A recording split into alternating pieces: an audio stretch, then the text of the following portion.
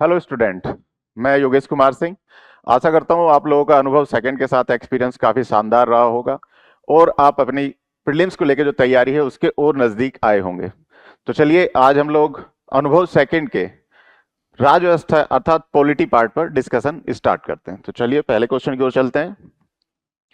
Question number 1, भारतीय संसद के संदर्भ में प्रमुख संवैधानिक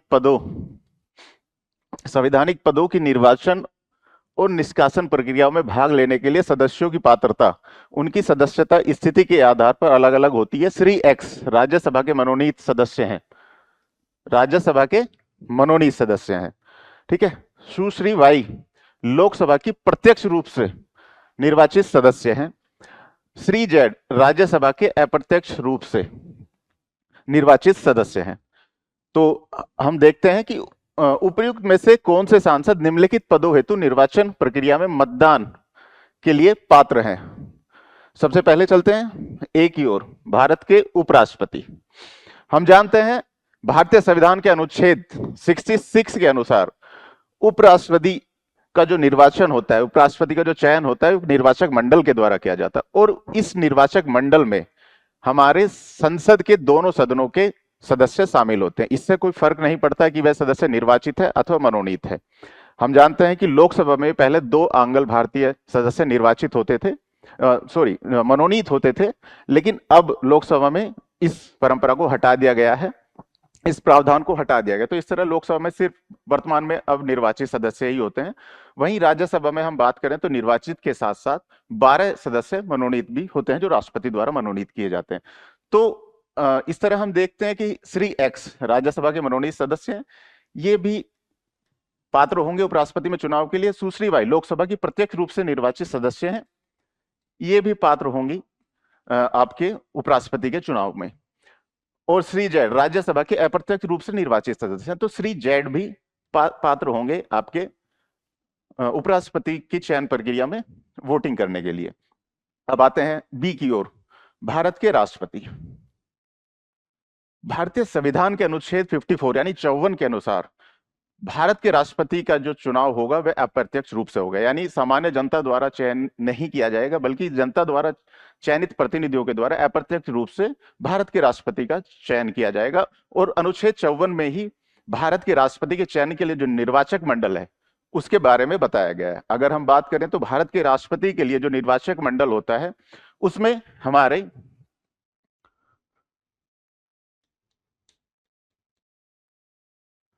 संसद के दोनों सदनों के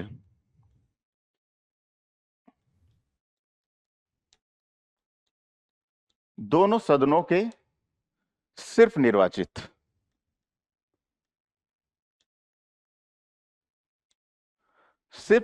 सदस्य शामिल होते हैं। अर्थात संसद के किसी भी सदन के मनोनीत सदस्य राष्ट्रपति के चुनाव में भाग नहीं ले सकते। जैसा कि मैंने अभी बात की है कि लोकसभा में अब मनोनीत सदस्य का जो प्रावधान था वो नहीं रहा है, लेकिन राज्यसभा में अभी भी है। तो अर्थात राज्यसभा के मनोनीत सांसद जो होते हैं वे राष्ट्रपति के चुनाव में भाग नहीं लेते। संसद के दोनों सदनों के निर्वाचित सदस्य प्लस राज्य विधानसभाओं के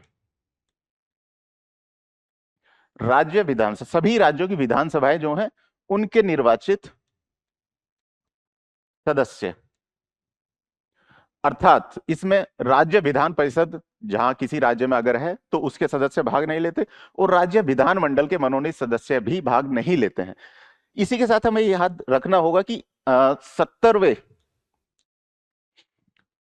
संविधान संशोधन के जरिए इस निर्वाचक मंडल में, राष्ट्रपति के निर्वाचक मंडल में दिल्ली और पुडुचेरी विधानसभा के निर्वाचित सदस्यों को भी शामिल कर दिया गया था। अब यहां पे एक इंपॉर्टेंट बात आती है कि हाल ही में जब जे.एंड.के का स्पेशल प्रावधान हटा दिया गया तो जे.एंड.के में अब विधानसभा है, ठीक है। लेकिन क्या जे.एंड.के की विधानसभा के जो निर्वाचित सदस्य हैं वो राष्ट्रपति के निर्वाचक मंडल में होते हैं? इसका आंसर है नहीं। अनुच्छेद 54 के अनुसार सिर्फ भारत की संसद के दोनों सदनों के निर्वाचित सदस्य, सभी राज्यों की विधानसभाओं के निर्वाचित सदस्य प्लस दिल्ली और पुदुचेरी की विधानसभाओं के निर्वाचित सदस्य ही राष्ट्रपति के चुनाव में भाग लेने के लिए पात्र होते हैं। ठीक है। अब हम अगर बात करें, अब आगे हम बात करें तो राष्ट्रपति का जो चुनाव होता है तो उसमें किस प्रकार एक जो मत मूल्य होता है, चाहे वह आपके जो विधानसभाओं के जो आपके विधायक हों या आपके संसद के आपके सदस्य हों, तो हम बात करें विधानसभा के सदस्य का जो मत मूल्य होता है,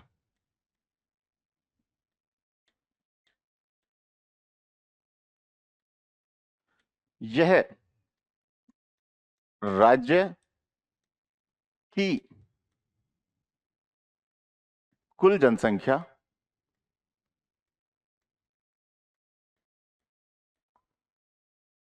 राज्य की कुल जनसंख्या को राज्य विधानसभा के कुल निर्वाचित सदस्य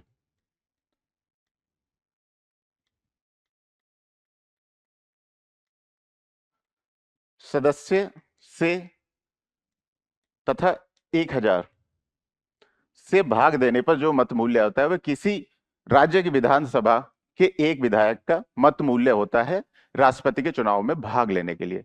हमें यहां ध्यान रखना चाहिए कि राज्यों की सभी विधानसभाओं के कुल विधायकों का जो मत मूल्य होता है, जिसमें आपके दिल्ली और पुदुचेरी के निर्वाचित सदस्य भी शामिल हैं, उनका जो मत मूल्य होता है वो संसद के सभी सदस्यों के जो राष्ट्रपति के चुनाव में भाग लेने के लिए पात्र है मत मूल्यों के बराबर होता है।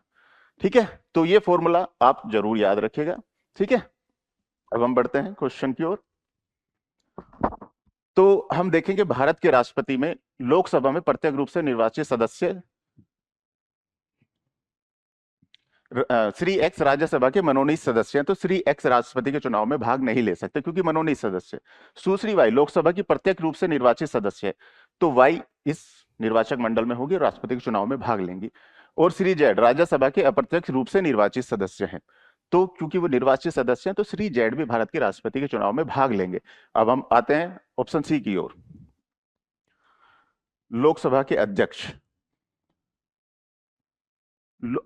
भारत के संविधान के अनुच्छेद 93 यानी 93 के अनुसार जो लोकसभा के अध्यक्ष होते हैं, मतलब सदन अर्थात लोकसभा अपनी पहली बैठक के बाद जितना जल्दी हो सके, as soon as may be, जितना जल्दी हो सके लोकसभा के अध्यक्ष का चुनाव करती है और ये सदन में उपस्थित और मतदान करने वाले कुल सदस्यों के साधारण बहुमत से लोकसभा के अध्यक्ष का चयन किया जाता है। इसमें सिर्फ लोकसभा के सदस्य ही भाग ले सकते हैं। तो हम देखेंगे श्री एक्स इसमें भाग लेने के पात्र नहीं है। सुश्री वाई लोकसभा की प्रत्येक रूप से निर्वाचित सदस्य, तो वाई इसमें भाग लेने के लिए पात्र हैं। और श्री जेड राज्यसभा के अप्रत्यक्ष रूप से, क्योंकि राज्यसभा का है तो लोकसभा अध्यक्ष चुनाव में उनकी कोई भूमिका नहीं होती, तो इस तरह जेड भी इसके पात्र नहीं होते। तो अब हम चलते हैं ऑप्शन, नीचे दिए गए कूट का प्रयोग कर सही उत्तर चुनिए। ए के लिए एक्स वाई जेड जैसा कि हम लोगों ने यहाँ पे लिखा हुआ है, और बी के लिए वाई और जेड, और आपके सी के लिए वाई सिर्फ। तो इस तरह ऑप्शन बी आपका सही आंसर है। ठीक है, साथ ही हम थोड़ी सी एक अतिरिक्त जानकारी ये देख लेते हैं कि आर्टिकल 55 यानी 55 के अनुसार जो राष्ट्रपति का चुनाव होता है वो आपका अनुपातिक प्रतिनिधित्व प्रणाली एकल संक्रमणीय मत के आधार पर होता है। अर्थात ऐसा नहीं है कि जो सदस्य होते हैं वो किसी एक उम्मीदवार का चयन करेंगे, बल्कि उन्हें अपनी तरजीह बतानी होती है। जितने भी उम्मीदवार आपके जो चुनाव में शामिल हैं उनके तरजीह देते हुए उनको एक लिस्ट बनानी होती है। ठीक है, नेक्स्ट क्वेश्चन की ओर हम चलते हैं। ऑप्शन बी इसका सही आंसर है। भारत में संसद सदस्यों की शपथ या प्रतिज्ञान के संबंध में निम्नलिखित कथनों पर विचार कीजिए। देखिए, हम बात करें तो भारतीय संविधान के अनुच्छेद 99 के अनुसार प्रत्येक भारत के जो संसद के सदस्य हैं उन्हें शपथ लेनी होती है। ठीक है, और यह शपथ भारतीय संविधान की जो अनुसूची 3 है उसमें है। अब चाहे उसमें आपके जो संसद के सदस्य हो या संसद के चुनाव में भाग लेने के लिए उम्मीदवार हो, उनके लिए शपथ का प्रारूप अनुसूची 3। ठीक है, यानी शेड्यूल 3 में दिया गया है। ठीक है, तो पहले स्टेटमेंट के होते प्रत्येक संसद सदस्य को संविधान की तीसरी अनुसूची के अनुसार भारत के संविधान के नाम पर शपथ लेनी पड़ेगी। जैसा कि मैंने कहा तीसरी अनुसूची, तो ये पार्ट आपका सही है, लेकिन यहां पे भारत के संविधान के नाम पर शपथ लेनी होगी, ये अपने आप में सही स्टेटमेंट नहीं है। ठीक है, यहां पर है क्या कि भाई ईश्वर की शपथ लेता है, और अगर आप एथिस्ट हैं यानी आप नास्तिक हैं तो आप ईश्वर के बजाय सत्यनिष्ठा से प्रतिज्ञान करते हुए आप शपथ ले सकते हैं। तो इस तरह भारत के संविधान के नाम पर शपथ नहीं, भारत के संविधान के लिए शपथ लेते हैं वो। तो इस तरह से आपका पहला स्टेटमेंट इनकरेक्ट, गलत हो जाता है। कथन 2, यदि कोई संसद सदस्य निर्धारित शपथ या प्रतिज्ञान के बिना संसद में बैठता है तो इस स्थिति के संबंध में भारत के संविधान में स्पष्ट रूप से दंड का प्रावधान है। आपका कथन 2 सही है। आर्टिकल अनुच्छेद 104 के अनुसार अगर कोई संसद सदस्य बिना शपथ लिए या उसे पता है कि वह संसद में बैठने के लिए एलिजिबल नहीं है तो वह दंड का भागी होगा। और यह दंड क्या होगा? प्रतिदिन जितने दिन वह सदन की कार्रवाई में भाग लेता है 500 रुपए उसे दंड देना होगा, और यह केंद्र मतलब राज्य को दे ऋण के रूप में उससे वसूला जाएगा। ठीक है, तो इस तरह कथन 2 आपका सही हो जाता है। उपयुक्त कथनों में से कौन सा से सही है? ठीक है, तो इस तरह केवल बी, ऑप्शन बी आपका सही है, केवल 2 आपका सही आंसर है। अगले क्वेश्चन की ओर हम चलते हैं। भारतीय संविधान के अनुच्छेद 14 के संदर्भ में निम्नलिखित में से कौन सा परिप्रेक्ष्य विधि के समान संरक्षण के सिद्धांत का सर्वोत्तम उदाहरण प्रस्तुत करता है? ठीक है, देखिए भारतीय संविधान के अनुच्छेद 14 के अनुसार राज्य अपने क्षेत्र में किसी भी व्यक्ति को विधि के समक्ष समता और विधि के समान संरक्षण से इनकार नहीं कर सकता है। अब हम आते हैं विधि के समक्ष समता। विधि के समक्ष समता यह विचार ब्रिटिश मूल का है, और हम जानते हैं कि विद्वान है डाइसी, उनके द्वारा विधि का शासन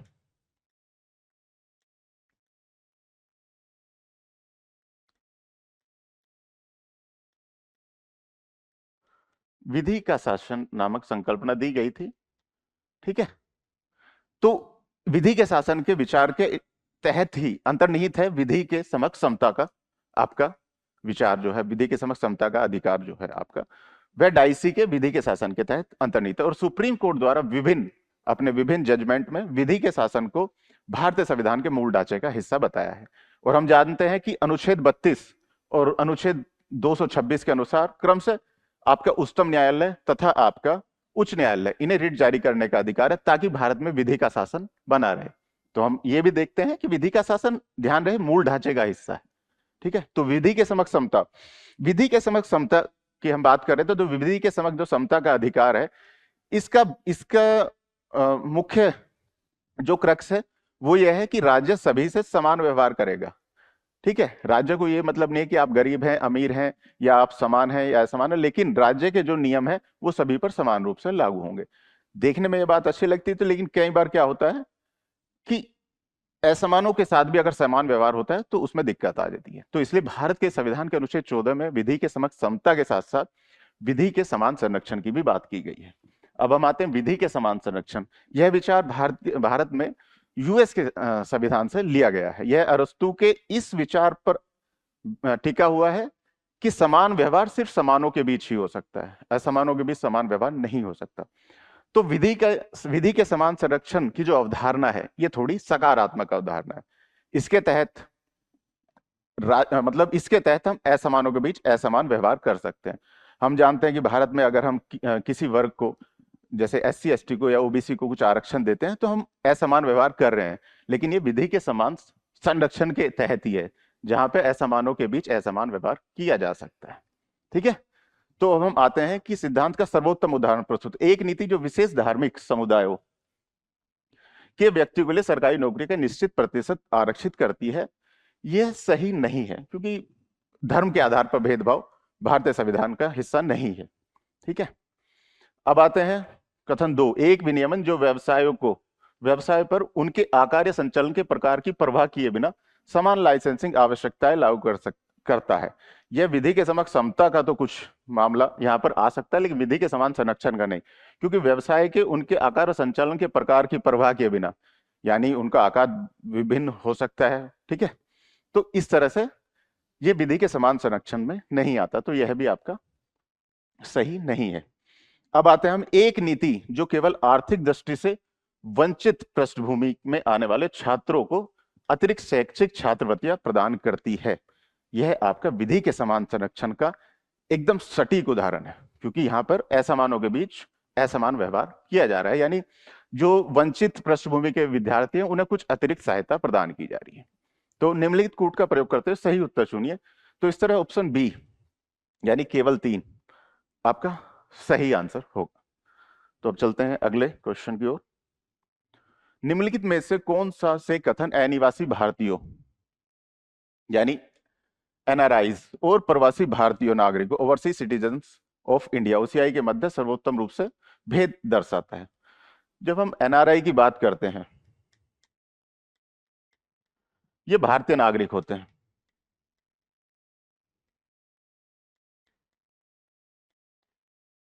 और इनके पास भारतीय पासपोर्ट होता है। सामान्य सी बात है, भारतीय नागरिक है और भारतीय पासपोर्ट ही इनके पास होता है, लेकिन यह भारत में निवास नहीं करते। सामान्य अगर हम बात करें तो इनका यह है कि एक साल में अगर 6 माह से अधिक आप बाहर रहते हैं, भारत में आप निवास नहीं करते, तो एनआरआई के रूप में आपको परिभाषित किया जाता है, ठीक है।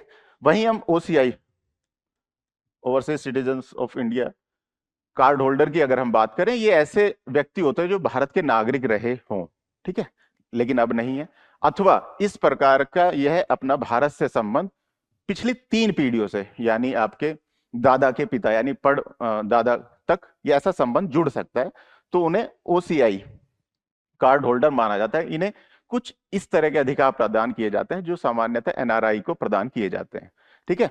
जैसे भाई वीजा, इन्हें आजीवन अनलिमिटेड वीजा का प्रावधान इनके लिए है, ठीक है। भारत में कुछ मामलों में जो इनके जो शुल्क वगैरह शुल्क की जो प्रावधान है वो एनआरआई के समान होते हैं, जैसे देश में यात्रा करने में, हवाई यात्रा करने में, या फिर एएसआई की एएसआई द्वारा संरक्षित किसी साइट के जो अगर विजिट करते हैं तो वहां पर जो शुल्क होता है ना, एनआरआई के समान ही होता है। इसके अलावा कुछ संपत्ति वगैरह भी खरीद सकते हैं, ठीक है। अब आते हैं कथन एक की ओर। अनिवासी भारतीयों यानी एनआरआई के पास भारतीय नागरिकता होती है, जैसा कि मैंने यहाँ कहा भारतीय नागरिकता होती है, सही है, लेकिन प्रवासी भारतीय नागरिकों के पास नहीं, ठीक है। तो मैंने कहा था ओसीआई के पास भारतीय नागरिकता नहीं होती है, ये या तो भारतीय नागरिक रहे हो या ऐसा संबंध पिछली 3 पीढ़ियों से जोड़ते हो, ठीक है। तो ये कथन आपका सही हो जाता है। कथन 2, अनिवासी भारतीय भारत के आम चुनाव में मतदान हेतु पात्र हैं, लेकिन प्रवासी भारतीय नागरिक पात्र नहीं है। यह सही बात है, एनआरआई भारत के आम चुनाव में वोट कर सकते हैं, इन्हें मतदान का अधिकार प्राप्त है, ठीक है, लेकिन ये सिर्फ वहां पर ही जो पासपोर्ट में इनका पता होता है उसी निर्वाचन क्षेत्र में ये अपने आप को रजिस्टर करने के बाद मतदान कर सकते हैं, ठीक है। तो इस तरह आपका कथन 2 भी सही है। कथन 3 की ओर हम चलते हैं। अनिवासी भारतीय भारत में आवासीय और वाणिज्यिक संपत्तियां खरीद सकते हैं, लेकिन प्रवासी भारतीय नागरिक ऐसा नहीं कर सकते, ठीक है। ये देखिए कथन सही नहीं है। जैसा कि मैंने कहा कि आवासीय और वाणिज्यिक संपत्तियों की अगर हम बात करें तो प्रवासी भारतीय नागरिक और आपके अनिवासी भारतीय दोनों में समानता है, ठीक है। एनआरआई भी और ओसीआई कार्ड होल्डर भी आवासीय और वाणिज्यिक संपत्तियां खरीद सकते हैं, लेकिन ये दोनों ही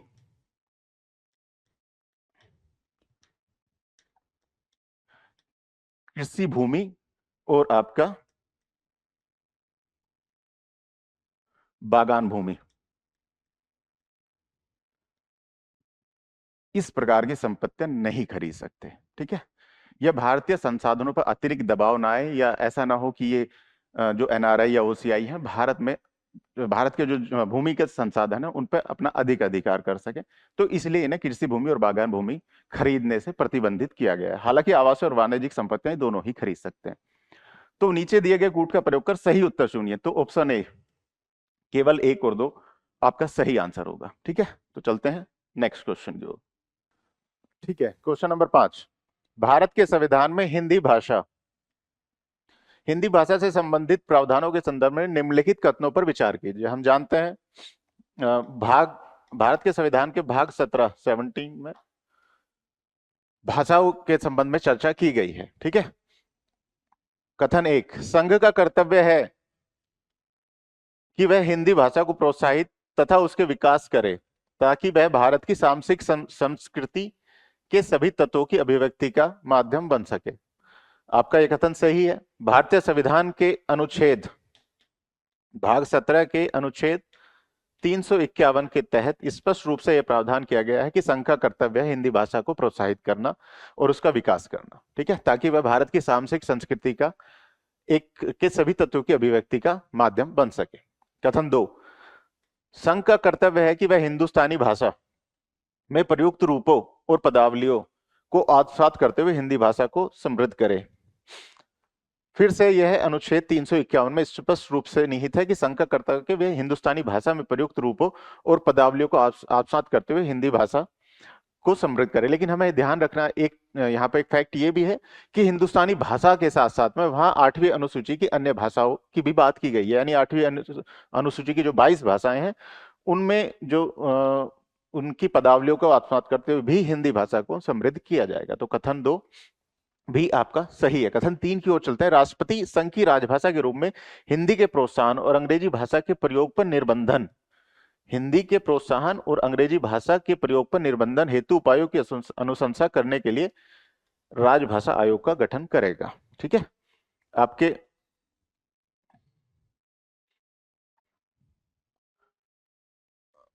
अनुच्छेद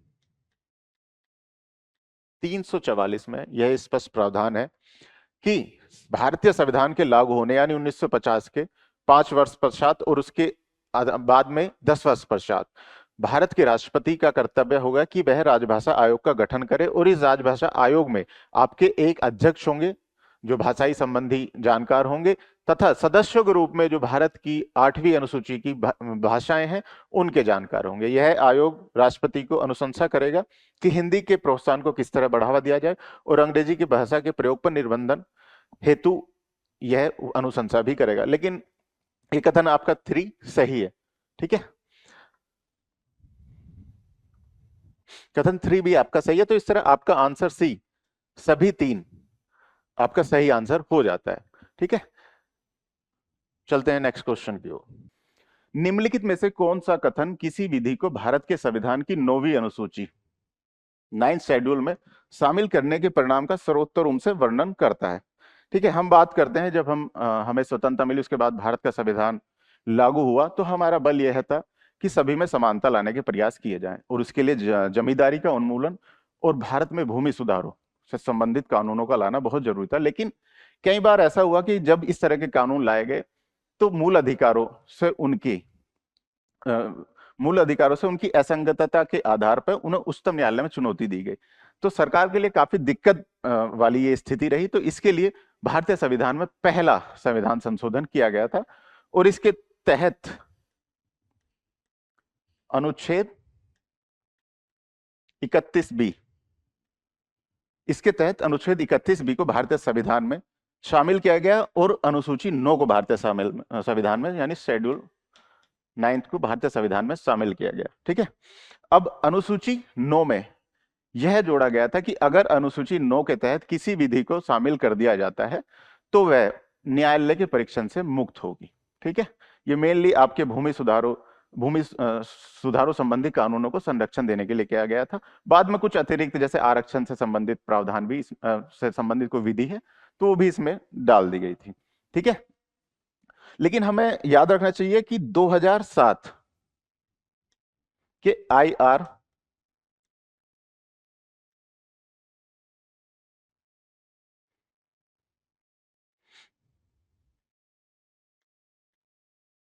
कोहलो versus state of Tamil Nadu, IR Coelho बनाम तमिलनाडु राज्य केस में सुप्रीम कोर्ट ने स्पष्ट रूप से कह दिया था कि अगर संविधान की अनुसूची 9 के तहत कोई विधि है और वह भारत के मूल ढांचे का उल्लंघन करती है तो वह भी परीक्षण वह उसका भी परीक्षण होगा, न्यायालय द्वारा उसका परीक्षण किया जाएगा।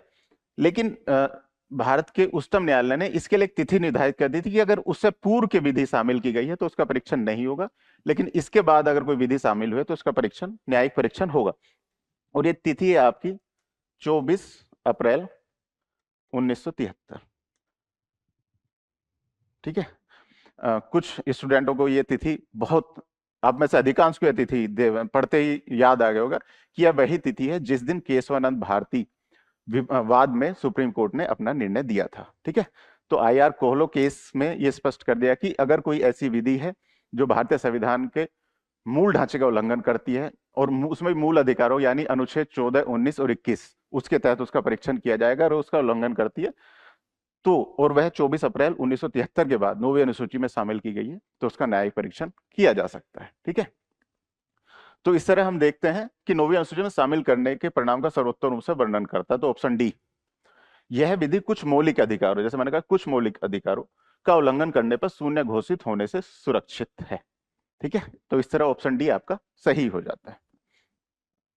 अगले क्वेश्चन की ओर चलते हैं। निम्नलिखित कथनों पर विचार कीजिए। संसद विधि द्वारा लोकसभा के साथ साथ राज्य विधानसभाओं की सीटों की संख्या को निर्धारित करने के लिए अधिकृत है। ठीक है। संसद और वो भी विधि द्वारा। ठीक है। तो हम बात करें अनुच्छेद 327 के तहत संसद ऐसी विधि बना सकती है जो आपके जो संसद के सदन और राज्य विधानमंडल के सदन से संबंधित चुनाव या उससे संबंधित कुछ अन्य प्रावधानों को लागू करने के लिए आवश्यक हो, तो संसद को विधि बनाने का अधिकार है। ठीक है। संसद विधि द्वारा लोकसभा के साथ साथ राज्य विधानसभा सीटों की संख्या को निर्धारित करने के लिए अधिकृत है। कथन एक आपका सही है। ठीक है। लोकसभा के लिए हम जानते हैं कि संविधान के अनुच्छेद 81 में लोकसभा की सीटों की संख्या की बात की गई है, और वही राज्य विधानसभा के संबंध में हम बात करें तो संविधान के अनुच्छेद 170 में राज्य विधानसभाओं के संबंध में सीटों की बात की गई है। ठीक है। कथन दो भी आपका सही है। वर्तमान में लोकसभा में सीटों की संख्या वर्ष 1971 की जनगणना के आधार पर तय की गई है। देखिए, जब भारतीय संविधान में प्रावधान है अनुच्छेद 82 में कि प्रत्येक जनगणना के उपरांत, ठीक है, सीटों की संख्या और परिसीमन यानी जो निर्वाचन क्षेत्र है उनका जो परिसीमन है वो निर्धारित किया जाएगा। लेकिन जब हम देखते हैं कि 1971 के बाद ऐसी स्थिति उत्पन्न हो गई कि कुछ राज्य जो अपने जनसंख्या को सीमित करने के लिए अच्छे कार्य कर रहे थे, उनको नकारात्मक रूप से यहाँ पर प्रभाव पड़ेगा सीटों की संख्या के आधार पर। तो इस तरह जो अच्छे कार्य करता है उनके लिए वो नकारात्मक बात हो सकती है। जो जनगणना अपनी जनगणना को सीमित कर रहे हैं, ठीक है, अपनी जनसंख्या को सीमित कर रहे हैं, उनको एक नकारात्मक प्रभाव ना पड़े, इसलिए वर्तमान में लोकसभा की सीटों की संख्या 1971 की जनगणना के आधार पर तय कर दी गई थी।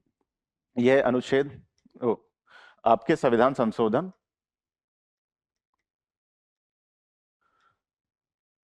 42 के आधार पर किया गया था और इसे 2000 के बाद होने वाली जनगणना तक के लिए बढ़ा दिया गया था। लेकिन यहां पर संविधान संशोधन 84 के जरिए इसे 2026 के बाद होने वाली जनगणना तक के लिए बढ़ा दिया गया है। ठीक है। तो वर्तमान में भी लोकसभा की सीटों की संख्या जो है वर्ष 1971 की जनगणना के आधार पर ही तय की जाती है। तो इस तरह कथन दो भी आपका सही है। अब कथन तीन की ओर चलते हैं। वर्तमान में राज्य विधानसभाओं में सीटों की संख्या वर्ष 2001 की जनगणना के आधार पर तय की गई है। देखिए, बात करें, मैंने कहा कि सीटों की संख्या चाहे वह आपके लोकसभा की व राज्य विधानसभाओं की है, वो आज भी वर्ष 1971 की जनगणना के आधार पर है और यह 2026 के बाद होने वाली जनगणना के आधार पर ही अब संशोधित होगी। तो इस तरह कथन तीन आपका सही नहीं है। अब हम आते हैं ऑप्शन के, उपयुक्त कथनों में से कौन से सही है? तो कथन एक और दो यानी ऑप्शन ए आपका सही आंसर है। अब चलते हैं अगले आंसर क्वेश्चन की ओर। उच्च न्यायालय के न्यायाधीशों को पद से हटाने की प्रक्रिया के संबंध में निम्नलिखित कथनों पर विचार कीजिए। ठीक है। कथन एक, भारत के संविधान के अनुसार उच्च न्यायालय के न्यायाधीश के पद से हटाने की प्रक्रिया उच्चतम न्यायालय के न्यायाधीश को पद से हटाने की प्रक्रिया के समान ही है, यह कथन आपका सही है। स्पष्ट रूप से भारत के संविधान में प्रावधान है कि उच्चतम उच्च न्यायालय के न्यायाधीश को उसी प्रकार हटाया जा सकता है जिस प्रकार उच्चतम न्यायालय के न्यायाधीश को हटाने की प्रक्रिया है। उच्चतम न्यायालय के न्यायाधीश को हटाने की जो प्रक्रिया है वह आपके अनुच्छेद 124 में बताई गई है। ठीक है, अब अगले कथन की ओर चलते हैं। देखिए पहले इस पे कुछ चर्चा कर लेते हैं कि उच्चतम न्यायालय के न्यायाधीश को किस तरह हटाया जा सकता है। उसे भारतीय संविधान के अनुसार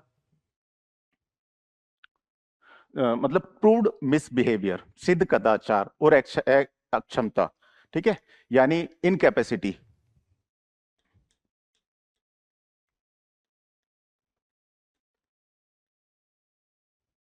और अक्षमता, इन आधारों पर हटाया जा सकता है। ठीक है, इसके लिए अगर राज्यसभा में प्रस्ताव लाया जाता है तो वह 50 सदस्यों द्वारा, और अगर लोकसभा में प्रस्ताव लाया जाता है तो वो 100 सदस्यों द्वारा सदन के अध्यक्ष को प्रदान किया जाता है प्रस्ताव। सदन के अध्यक्ष के पास यह अधिकार है उस प्रस्ताव को स्वीकार करे अथवा उसे अस्वीकार कर दे। ठीक है, उसके बाद अगर सदन का जो अध्यक्ष है या सदन का जो सभापति है वह उस प्रस्ताव को स्वीकार करता है तो उसके बाद वह एक समिति की स्थापना करेंगे। ठीक है, समिति में आपके जो सुप्रीम कोर्ट के मुख्य न्यायाधीश अथवा सुप्रीम कोर्ट के कोई अन्य न्यायाधीश शामिल होंगे। दूसरे सदस्य के रूप में आपके किसी उच्च न्यायालय के मुख्य न्यायाधीश शामिल होंगे और तीसरे सदस्य के रूप में आपके जो भारत से संबंधित कोई न्यायविद रहेगा जो न्यायिक मामलों के जानकार हैं। ठीक है, यह समिति अपनी रिपोर्ट अध्यक्ष को सौंपती है और उसके बाद अगर दोनों ही सदनों से विशेष बहुमत यानी 2/3 मेजोरिटी के अनुसार यह प्रस्ताव पारित होता है तो उसी पारित होने के बाद से, ठीक है, और जैसे ही ये पारित हो जाता है उसके बाद से उच्च न्यायालय अथवा उच्चतम न्यायालय के न्यायाधीश को अपना पद छोड़ना पड़ेगा। ठीक है, और हमें ध्यान रखना चाहिए कि यह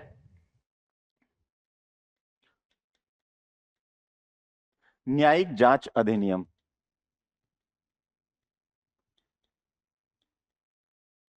1968, ठीक है, इसमें स्पष्ट रूप से इन प्रावधानों को, इस प्रक्रिया को बताया गया है। अभी मैंने जिस प्रक्रिया की चर्चा की वह इस अधिनियम के तहत ही बताई गई है। ठीक है, अब कथन 2 की ओर चलते हैं।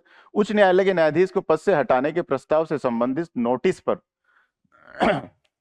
संबंधित सदन के कम से कम 1/4 सदस्यों के हस्ताक्षर होने चाहिए। यह कथन आपका इनकरेक्ट हो जाए। जैसे कि मैंने अभी बताया अगर राज्यसभा में यह प्रस्ताव लाया जाता है तो कम से कम 50 सदस्यों द्वारा यह प्रस्ताव लाया जाना चाहिए, हस्ताक्षरित रहना चाहिए, और अगर लोकसभा में यह प्रस्ताव लाया जाता है तो कम से कम 100 सदस्यों द्वारा यह प्रस्ताव हस्ताक्षरित होना चाहिए। तो यह कथन आपका सही नहीं है। कथन 3, नोटिस पर अपेक्षित संख्या में सदस्यों के हस्ताक्षर होने के पश्चात भी सदन का पीठासीन अधिकारी निष्कासन प्रस्ताव को स्वीकार करने से इनकार कर सकता है। जैसे कि मैंने अभी बताया न्यायिक जांच अधिनियम 1968 के तहत अगर प्रस्ताव लाया जाता है तो सदन का जो पीठासीन अधिकारी है उसे यह स्पष्ट अधिकार है कि वह प्रस्ताव को स्वीकार करे अथवा अस्वीकार कर दे। ठीक है, तो यह कथन आपका सही है, वह इनकार कर सकता है। ठीक है, तो अब कथन 4 की ओर हम चलते हैं। सदन द्वारा निष्कासन प्रस्ताव को विशेष बहुमत से पारित करने के पश्चात पीठासीन अधिकारी अनिवार्य रूप से एक जांच समिति,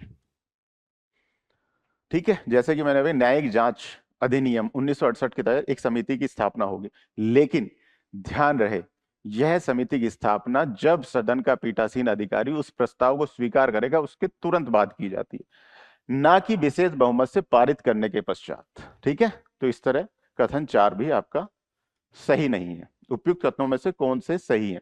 कथन 1 और 3, ऑप्शन सी, केवल 1 और 3 आपका सही आंसर है।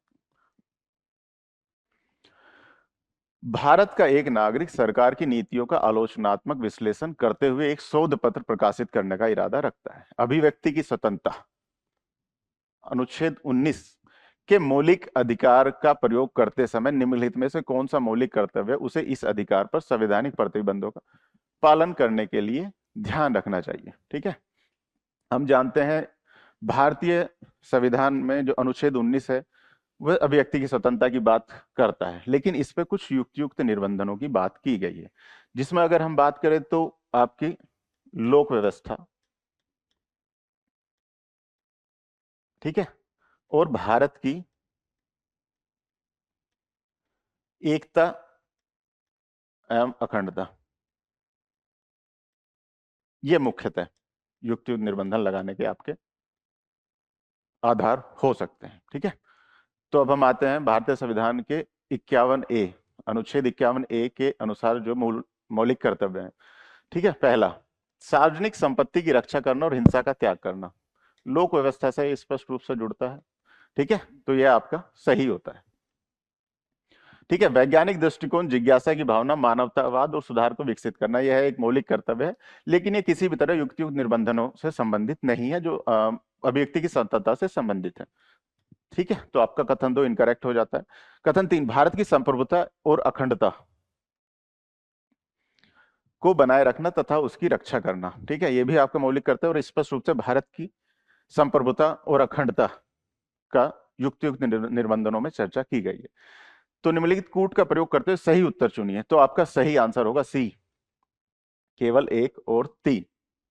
अगले क्वेश्चन की ओर चलते हैं। 51वां क्वेश्चन, भारत के संविधान के अनुसार राज्य और धर्म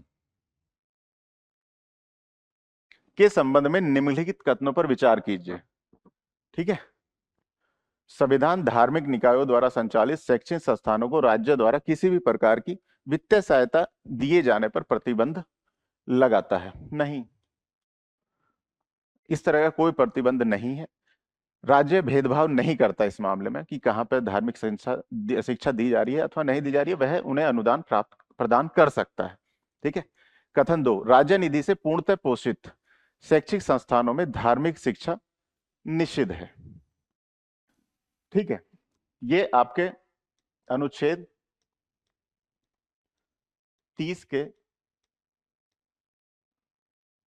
30(2) यानी अनुच्छेद 30 के उप भाग 2 में यह स्पष्ट रूप से वर्णित है। ठीक है, अब आप बात करते हैं राज्य निधि से पूर्णतः पोषित शैक्षिक संस्थानों में धार्मिक शिक्षा निषिद्ध है। ठीक है, आपके अनुच्छेद 28 के प्रावधान सब क्लोज 1 के अनुसार राज्य निधि से पूर्णतः पोषित शैक्षिक संस्थानों में धार्मिक शिक्षा निषिद्ध है, तो कथन आपका सही हो जाता है। अब हम चलते हैं कथन 3 की ओर, राज्य करों से प्राप्त आय का उपयोग किसी भी धार्मिक गतिविधि के संवर्धन या रखरखाव के लिए नहीं कर सकता है। ठीक है, अनुच्छेद 27 में, ठीक है, बात की गई है, लेकिन हमें यहां ध्यान रखना चाहिए राज्य करों से प्राप्त आय का प्रयोग धार्मिक गतिविधियों के संवर्धन या रखरखाव में कर सकता है। हम देखते हैं हाल ही में कुंभ मेला, महाकुंभ मेला चल रहा है, इसमें भी राज्य अपनी मशीनरी का उपयोग कर रहे हैं। इसके अलावा हज से संबंधित जो प्रावधान होते हैं, ठीक है, उसमें भी राज्य अपनी मशीनरी का प्रयोग करता है, या अन्य किसी धर्म से संबंधित जो कार्य होते हैं उसमें राज्य अपनी जो करों का उपयोग कर सकता है। ठीक है, लेकिन राज्य इस मामले में किसी भी धर्म से भेदभाव नहीं कर सकता, अर्थात किसी सिर्फ एक ही धर्म के लिए ऐसा करों का उपयोग, करों से प्राप्त आय का उपयोग नहीं कर सकता, बाकी सभी के लिए करने में इस पर कोई रोक नहीं है। ठीक है, तो इस तरह कथन 3 भी आपका सही नहीं है। तो उपयुक्त तत्वों में से कितने सही हैं? ए, केवल 1। नेक्स्ट क्वेश्चन, भारत में किसी राज्य और शहर के नाम को परिवर्तित करने की प्रक्रिया के संबंध में निम्नलिखित में से कौन सा से कथन सही है? पहले स्टेटमेंट की ओर चलते हैं, राज्य के नाम को परिवर्तित करने से संबंधित किसी विधेयक को संसद में प्रस्तुत करने से पहले राष्ट्रपति को विधेयक संबंधित राज्य के विधानमंडल के पास इसका मत जानने के लिए भेजना होगा। देखिए, अगर हम बात करें अनुच्छेद 3, इसमें स्पष्ट रूप से प्रावधान है कि संसद को अधिकार है वह किसी राज्य की सीमाओं में परिवर्तन कर सकती है, किसी राज्य से विभाजन कर एक अलग राज्य का निर्माण कर सकती है, या किसी राज्य के क्षेत्र को अन्य राज्य में सम्मिलित कर सकती है, साथ ही किसी राज्य के नाम में भी वे संसद परिवर्तित कर सकती है। लेकिन इस अनुच्छेद 3 में ही स्पष्ट रूप से प्रावधान है कि ऐसे किसी विधेयक को सदन में प्रस्तुत करने से पूर्व राष्ट्रपति की सहमति आवश्यक होगी, और राष्ट्रपति संबंधित विधेयक के बारे में जो संबंधित राज्य है उनके विधानमंडल को वह विधेयक भेजेंगे उनकी राय जानने के लिए, और यह राय कितने समय में दी जाएगी यह भी राष्ट्रपति द्वारा ही सामान्यतः निर्धारित किया जाता है। ठीक है, तो अनुच्छेद 3 के तहत ये आपका कथन 1 सही है। अब आते हैं हम कथन 2 की ओर। राज्य विधानमंडल केंद्र सरकार से परामर्श किए बिना किसी शहर का नाम बदल सकता है। देखिए, किसी गांव शहर वगैरह का नाम परिवर्तन करने की जो प्रक्रिया है वह राज्य द्वारा प्रारंभ की जाती है। इससे संबंधित विधेयक संबंधित राज्य विधानमंडल में लाया जाता है और इसे एक सामान्य बहुमत से पारित किया जा सकता है। लेकिन ऐसा नहीं है कि केंद्र सरकार से बिना परामर्श किए वह नाम परिवर्तन कर सकते हैं किसी शहर का, क्योंकि इसके लिए आवश्यक है कि संबंधित प्रस्ताव को केंद्र सरकार के पास उसकी सलाह जानने के लिए भेजा जाएगा, जहां पर मध्यस्थ के रूप में गृह मंत्रालय कार्य करता है। गृह मंत्रालय की जिम्मेदारी है कि विभिन्न संस्थाओं और एजेंसियों से वह परामर्श करने के बाद कार्यपालिका आदेश जारी करे। अब ये संस्थाएं क्या, एजेंसी क्या होती है? जैसे आपका डिपार्टमेंट ऑफ पोस्ट, ठीक है, survey of India,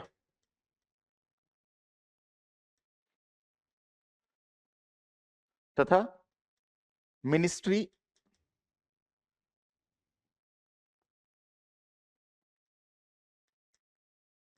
of railway, इनसे और अन्य एजेंसियों से सलाह ली जाती है केंद्र गृह मंत्रालय के द्वारा। यह इसलिए ली जाती है कि यह पता चल सके कि इस नाम से कोई अन्य शहर या अन्य स्थान का कोई नाम तो नहीं है जिससे कुछ दिक्कतें ना हो। इसके बाद एक कार्यपालिका आदेश जारी कर दिया जाता है और शहर का नाम परिवर्तित हो जाता है। तो इस तरह हम देखेंगे हमारा कथन 2 गलत हो जाता है। तो अब आते हैं कूट का प्रयोग कर सही उत्तर चुनिए। तो आपका सही आंसर होगा ए, केवल एक, ऑप्शन ए सही आंसर होगा। चलिए अगले क्वेश्चन की ओर चलते हैं। भारत में लोकसभा अध्यक्ष और उपाध्यक्ष और उपाध्यक्ष के संबंध में निम्नलिखित कथनों पर विचार कीजिए।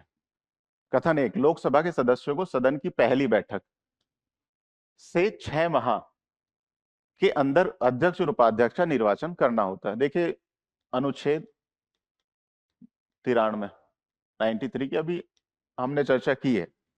लोकसभा अपनी पहली बैठक के बाद जितना जल्दी हो सके, as soon as may be, जितना जल्दी हो सके अध्यक्ष और उपाध्यक्ष का चुनाव करती है। तो ये 6 माह का प्रावधान, ऐसा कोई प्रावधान अनुच्छेद 93 में नहीं है। ठीक है, तो आपका कथन 1 सही नहीं है। कथन 2, अध्यक्ष की अनुपस्थिति में उपाध्यक्ष लोकसभा की अध्यक्षता करता है, सही है, लेकिन अध्यक्ष का पद रिक्त होने पर नहीं। अनुच्छेद 95 95 स्पष्ट रूप से लिखा हुआ है कि अगर अध्यक्ष अनुपस्थित है अथवा अध्यक्ष का पद रिक्त है तो ऐसी स्थिति में उपाध्यक्ष सदन की अध्यक्षता करेगा। ठीक है, वह अनुपस्थिति में भी और अध्यक्ष का पद रिक्त होने पर भी उपाध्यक्ष अध्यक्षता करेगा। तो इस तरह कथन 2 भी आपका सही नहीं है। ठीक है, कथन 3, पद त्यागने की स्थिति में उपाध्यक्ष अपना त्यागपत्र अध्यक्ष को सौंपता है। अनुच्छेद 94 में स्पष्ट रूप से प्रावधान है कि उपाध्यक्ष अपना त्यागपत्र अध्यक्ष को सौंपेगा, जबकि अध्यक्ष अपना त्यागपत्र भारत के राष्ट्रपति को सौंपता है। यह सही नहीं है। अनुच्छेद 94 में स्पष्ट प्रावधान है कि अध्यक्ष अपना त्यागपत्र उपाध्यक्ष को देगा और उपाध्यक्ष अपना त्यागपत्र अध्यक्ष को देगा। ठीक है, तो यह कथन भी आपका सही नहीं है। तो इस तरह डी कोई नहीं सही आंसर है। ठीक है, एक चीज और ध्यान रखने की यहां बात है कि अगर सदन की जो संसद के सदनों की संयुक्त बैठक होती है उसमें जो अध्यक्ष होता है लोकसभा का वह उसकी अध्यक्षता करता है। अगर अध्यक्ष अनुपस्थित है, ठीक है, तो ऐसी स्थिति में उपाध्यक्ष को सदन की संयुक्त बैठक की अध्यक्षता करने का अधिकार है। भारत में धार्मिक और भाषाई अल्पसंख्यकों के लिए संवैधानिक प्रावधानों के संबंध में निम्नलिखित कथनों पर विचार कीजिए। भाषाई और धार्मिक दोनों ही तरह के अल्पसंख्यकों के भारतीय संविधान में बात की गई है, चाहे धर्म के अधिकार हो या धार्मिक और भाषाई अल्पसंख्यकों कुछ विशेष अधिकार आर्टिकल 29 और 30 के तहत हो। ठीक है, कथन 1, धार्मिक अल्पसंख्यकों के लिए एक विशेष अधिकारी होगा, ठीक है, जिसे राष्ट्रपति द्वारा नियुक्त किया जाएगा। ठीक है, कथन आपका सही नहीं है। इस तरह किसी अधिकारी की बात धार्मिक अल्पसंख्यकों के मामले में नहीं की गई है, जबकि अनुच्छेद 350 बी के अनुसार इस तरह के विशेष अधिकारी की बात सिर्फ भाषाई अल्पसंख्यकों के मामले में की गई है। राष्ट्रपति भाषाई अल्पसंख्यकों के अधिकारों के लिए एक विशेष अधिकारी नियुक्त करेगा, ऐसा 350 बी में, अनुच्छेद 350 बी में स्पष्ट प्रावधान है। अब चलते हैं कथन 2 की ओर। भाषाई अल्पसंख्यकों को अपनी रुचि के शैक्षिक संस्थानों की स्थापना और उनका प्रशासन करने का मौलिक अधिकार प्राप्त है। जैसे कि अभी मैंने बात की, अनुच्छेद 29 और 30 में इस तरह के प्रावधान है। अनुच्छेद 30 में स्पष्ट लिखा है कि भाषाई अल्पसंख्यकों को अपनी रुचि के शैक्षिक संस्थानों की स्थापना, उनका प्रशासन करने का मौलिक अधिकार प्राप्त है, ताकि वह अपनी भाषा का और अंततः अपनी संस्कृति का संरक्षण कर सके। तो कथन 2 आपका सही है। कथन 3 की ओर चलते हैं। राज्य विधि द्वारा अल्पसंख्यक शैक्षिक संस्थानों में अनुसूचित जातियों और अनुसूचित जनजातियों के प्रवेश के लिए आरक्षण का प्रावधान कर सकता है। जैसे कि हम विधि के समान संरक्षण की हमने जब बात की थी, तो हमने कहा था कि असमानों के बीच असमान व्यवहार राज्य कर सकता है। ठीक है, तो इस तरह क्या है कि अनुच्छेद 15(5), अनुच्छेद 15 के भाग 5 के तहत हम SC ST को आरक्षण प्रदान करते हैं। ठीक है, लेकिन हमें यह ध्यान रखना चाहिए, इस तरह का कोई भी आरक्षण आपके जो अल्पसंख्यक शैक्षिक संस्थान है उन पर लागू नहीं होता है। ठीक है, तो इस तरह कथन 3 भी आपका सही नहीं है। उपयुक्त कथनों में से कितने सही हैं? तो इस तरह केवल कथन 2 आपका सही है, तो केवल एक कथन आपका सही है, तो आपका आंसर ए, केवल एक सही होगा। ठीक है, अगले क्वेश्चन की ओर चलते हैं। निम्नलिखित कथनों पर विचार कीजिए। अनुच्छेद 356 राज्य आपातकाल, जिसे सामान्य भाषा में राष्ट्रपति शासन भी कहते हैं, के प्रवर्तन में रहने के दौरान राज्य विधानमंडल कोई कानून नहीं बना सकता। सही है आपका यह कथन। ठीक है, कोई कानून राज्य विधानमंडल उस दौरान नहीं बना सकता। ठीक है, अब आता है कथन 2। अनुच्छेद 356 के लागू होने पर राज्य विधानसभा स्वतः ही भंग हो जाती है। राष्ट्रपति को यह अधिकार है कि वह राष्ट्रपति शासन के दौरान राज्य के विधानसभा को निलंबित कर सकता है, विघटित कर सकता है। लेकिन बात यहां पर एक शब्द स्वतः की आती है। ऐसा कोई प्रावधान अनुच्छेद 356 में नहीं है कि राष्ट्रपति शासन के तहत स्वतः ही विधानसभा भंग हो जाएगी। ठीक है, तो आपका कथन 2 सही नहीं है। कथन 3, राष्ट्रपति शासन के दौरान राज्य विधानमंडल में निहित या उसके द्वारा प्रयोग की जा सकने वाली सभी शक्तियां राष्ट्रपति सव्य अपने हाथ में ले सकता है। यहां बात राष्ट्रपति की गई है, राष्ट्रपति नहीं, जबकि राष्ट्रपति यह कार्य संसद या उसके प्राधिकार के तहत अन्य को सौंप सकता है। अपने हाथ में नहीं लेता, लेकिन संसद ऐसा कार्य करती है। राष्ट्रपति ही द्वारा ही यह अधिकार संसद को दिया जाता है। ठीक है, तो इस तरह कथन 3 भी आपका सही नहीं है। ठीक है, तो अब आते हैं ऑप्शंस की ओर। उपयुक्त कथनों के संदर्भ में निम्नलिखित में से कौन सा सही है? ठीक है, तो ऑप्शन डी, न तो कथन सेकंड और ना ही कथन थर्ड सही है। तो इस तरह ऑप्शन डी आपका सही होता है। ठीक है, तो धन्यवाद आप सभी का इस डिस्कशन में शामिल होने के लिए। देखिए, प्रीलिम्स आ रहा है और हमारा अनुभव 3 मार्च में ही आप लोगों को मिलेगा। आप लोग उसके लिए रजिस्ट्रेशन कीजिए, ताकि आप अपने प्रीलिम्स की तैयारी को उच्च स्तर पर ले जा सके। आप सभी को शुभकामनाएं। बहुत बहुत धन्यवाद।